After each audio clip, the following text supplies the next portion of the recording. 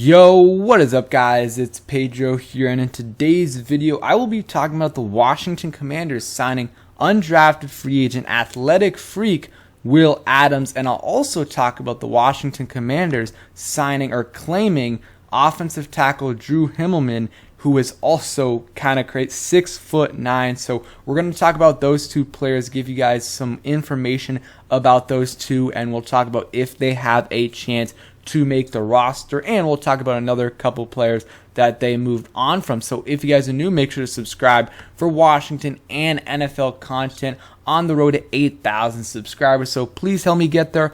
Also, hit that like button and turn on those notifications. It really does help out the channel a ton.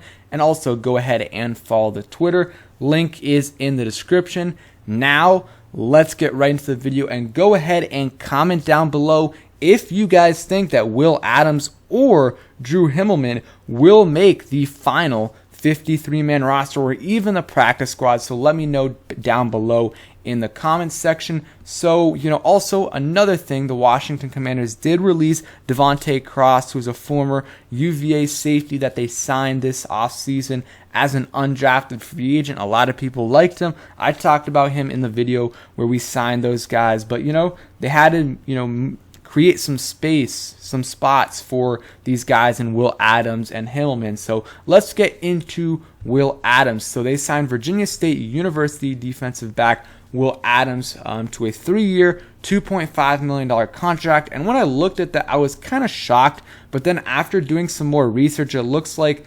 it's a standard for undrafted free agents to get a 3-year deal. And I don't know what the standard money is, though, and how it's actually going to look. Because, again, when agents or things like that put out the statement about the contract, they're making it look good as possible. When, the details come out, it always looks worse than what's presented at first. So that's just something to keep in mind. And, again, it's an undrafted free agent contract, so it's not a big deal at all in terms of, like, the cap hits. There's not usually that much guaranteed money, but we can't tell that until the details are released. But let's get some more, information about Will Adams. So he's about 6'3", 195 pounds, but there are some conflicting numbers. I think, at the combine, he measured in about 6'1", 186 pounds. He's, close to here, close to DC, hometown's Richmond, Virginia, and, played 4 years, I believe, for the HBCU right here. And let's look at his total stats. So, he's a DB, so not going to get, a ton of tackles, but got 60 tackles, 1.5 tackles for loss, no sacks, and had 1 interception this past year. I'm not going to lie to you, I haven't watched film on him. I don't really know a ton about him besides what I'm about to read to you guys from the scouting report. So just something to keep in mind right there. But he's definitely intriguing. I mean, his measurables are insane in terms of what he did at the combine. So let's get into that right now. Well, let's get into his scouting report real quick. So, and one thing that's interesting is he did look up to Cam Chancellor and Sean Taylor. So, obviously grew up in the somewhat DMV area in Richmond. So, maybe he was a Washington Commanders fan, not sure. But overview right here, long athletic free safety who has the potential to get better with a longer developmental runway. Adams showed off his explosive traits and short area quickness at the HBCU Combine, but might need to add more weight and improve his technique to compete against NFL level competition. Traits and upside could give him a shot as a practice squad target. Strengths, 4-year starter, good length and short area quickness. Posted outstanding 40.5-inch vertical leap. We'll get into that in a little bit. Plus athlete with explosive traits, willing to rush in and attack the line of scrimmage versus run, good transitions in and out of his break.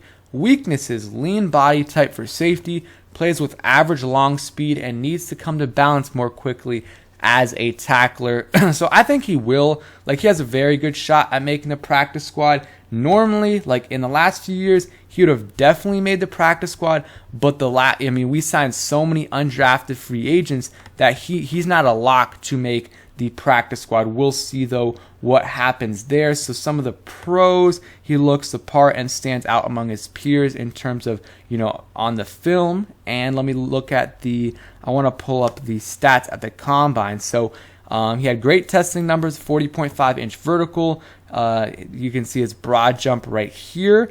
And I believe he had a 4.57 40-yard dash. So not amazing, but very solid. That was better than what Kyle Hamilton got, because, Kyle Hamilton, I think, got a 4.59 at the combine, and then a 4.7 something at his pro day. And, let's see, Will Adams also had 21 reps on the bench press. And for a DB, that is pretty good. He's a free safety, but still, that is very good. Those are very good numbers for a defensive back. The vertical jump that's elite. Like right there, 41 inches.